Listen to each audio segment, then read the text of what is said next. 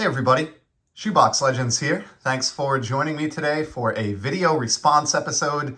This is going to be a quick one going out to Matt and Tyrus over at The Card Story. That is THA Card Story, and I will leave a link below.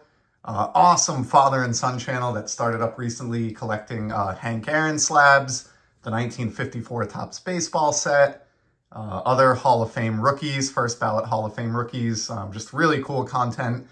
Tyrus, Matt's son, does Pokemon rips occasionally, intermixed into their videos, and they just have a great channel, still in the early going, but they've shown some amazing cards, and really happy to support them here in the community on YouTube. So if you like any of those topics that I just rang off, or even just a good father-son channel, definitely head over and check out Matt and Tyrus at The Card Story. They're doing their first video response, and I wanted to show my support for their channel by participating. And what they want to hear about is a hobby regret or hobby regrets that you have. This one I had to think about a little bit. I don't have too many hobby regrets. I don't take the hobby so seriously that I typically experience any regret. It's really just about having fun and kind of an escape from the real life worries and things like that. So. But I did come up with three. One is kind of cheesy. The second one is a legit regret that I'll explain. And then the third one, you may see me get to experience hobby regret live on camera as part of this VR. So first, we'll do the kind of cheesy one, and that is, I regret that I didn't get on the YouTube platform sooner. I finally joined up about a year and a half ago after observing for many, many years and writing a sports card blog for greater than a dozen years. Finally took the jump into the YouTube community, and I wish I had done it sooner. That is one regret that I have in my hobby past. Just have such a blast on this platform, have gotten to know so many cool people and interact with them in a very personal way, including, text messages and even in-person meetups. And that's something that I never really experienced as an adult in the hobby until getting on YouTube. So regret number one, kind of cheesy, but it's just that I didn't get onto YouTube sooner than I did, but very glad that I made the leap a year and a half ago and have got to meet great people like all of you watching this video and Matt and Tyrus. The second regret is the legit one that probably counts for the VR, and it has to do with these parallels right here, or these inserts. So these are the original 1990-91 Upper Deck hockey cards. First set that Upper Deck ever created for hockey. They were inserted, stamped with this 20th anniversary foil stamp, and inserted as buybacks in the 2010 Upper Deck set, 20 years after the original release. The French set only, and you would only get 1 to 2 per hobby box, only in French, so there just aren't a lot of them. The French release was printed in comparably smaller numbers that year, and my estimation, there are fewer than 20 of each of these available for any one card in the set. They're not numbered. Don't believe Upper Deck has ever officially, commented on or confirmed the print run, but I can tell you from personal experience, these don't come up that often. They just don't. I've been collecting these for more than 10 years, since the 2010 Upper Deck set came out, and these buybacks hit the market. And one of the biggest regrets that I've had in the hobby during that time, about 10 years ago actually, saw a Ron Francis buyback from that set hit the market. Had not seen one prior. It's very common to go years in between seeing copies of any one player surface. Even back in the early days of the release, was excited. It was up for 99 cents at auction. Kind of cheaped out a little bit. So, to give you some backstory, Ron Francis is the greatest Hartford Whaler of all time. And my family and I grew up as Hartford Whalers fans, and Ron was the guy. It was devastating when he was traded out of town. I got to meet him in person and go to a signing that he was at on Junior Whalers Day as a kid. He was just a hero in the state of Connecticut. And so I wanted this buyback card so bad for my set. For some reason, I was on kind of a strict hobby budget at the time. I set my snipe on this card for like $10, just because some of the other stars from the set had gone for around that price that I'd been looking at, and kind of forgot about it. This card should have been front and center in my mind at the time because it's just a key card given my love for the Whalers and my love for buybacks and its rarity. But I stupidly set my bid at $10 only. What happened, as you can probably tell, I missed the card. Sold for like $12 and change.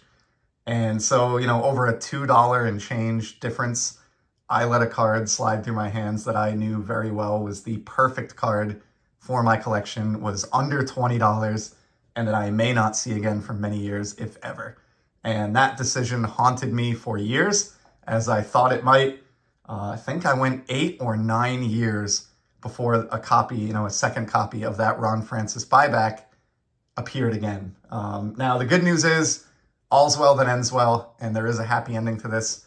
Those 9 years or so later, when another copy surfaced, I did not make the same mistake twice, and I picked up, at long last, the Ron Francis 20th anniversary Upper Deck buyback. I don't think I've seen a third copy come up since. So, in all the time that I've been watching these on eBay and I've had saved searches set up, only seen 2 copies of that Ron Francis. Missed the first, regretted it very, very much, learned my lesson, and made sure not to miss it the second time around. And for those that are curious, I should have gone back and looked it up prior to filming the video response here, but I believe on that second pass, I got the card for right around $12 or $13. Nowadays, I think it would sell for quite a bit more than that after what's gone on in the hobby after, over the last couple of years, which is no surprise to anybody.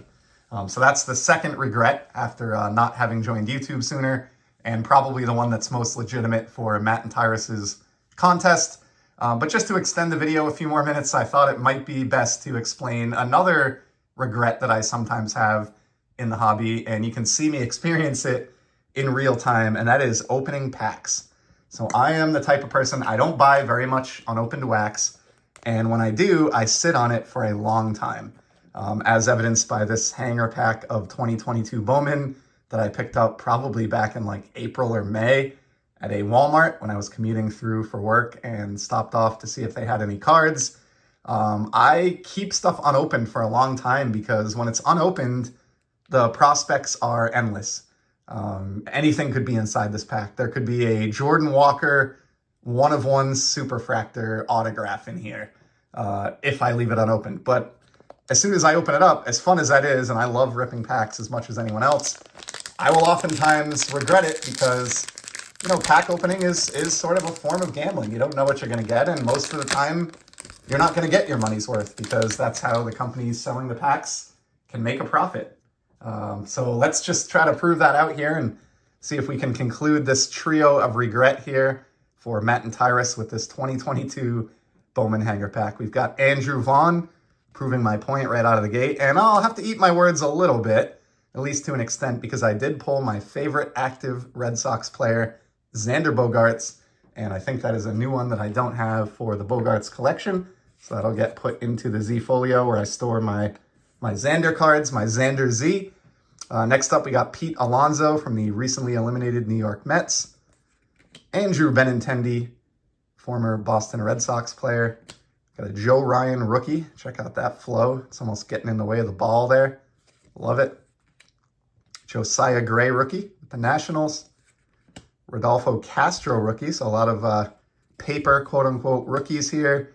Connor Wong for my hometown Red Sox.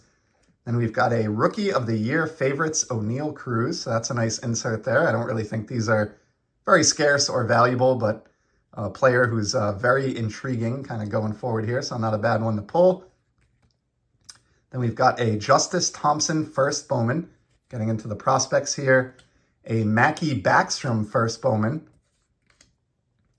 Orelvis Martinez for Toronto. We've got Ed Howard for the Cubs. Peyton Wilson on a first Bowman for the Royals. Tristan Casas for the Red Sox. That's a cool one for me. And then we get into the Chromes to finish it off. Ed Howard again. Hendry Mendez, first Bowman Chrome. Funny name there for Milwaukee. One of the best logos in all of sports.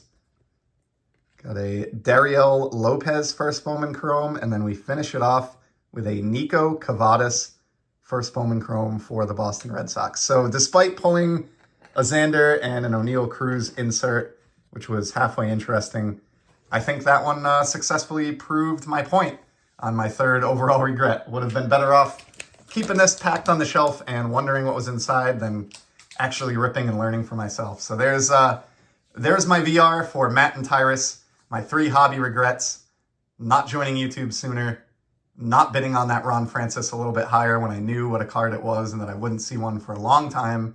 And then you got to see some in-person live regret as I busted that hanger pack of 2022 Bowman Baseball. So thank you very much, Matt and Tyrus, for putting this on. You guys are doing a great job. Keep up the awesome work on your channel. And to everybody else, really appreciate you stopping by to check out my VR based on regret.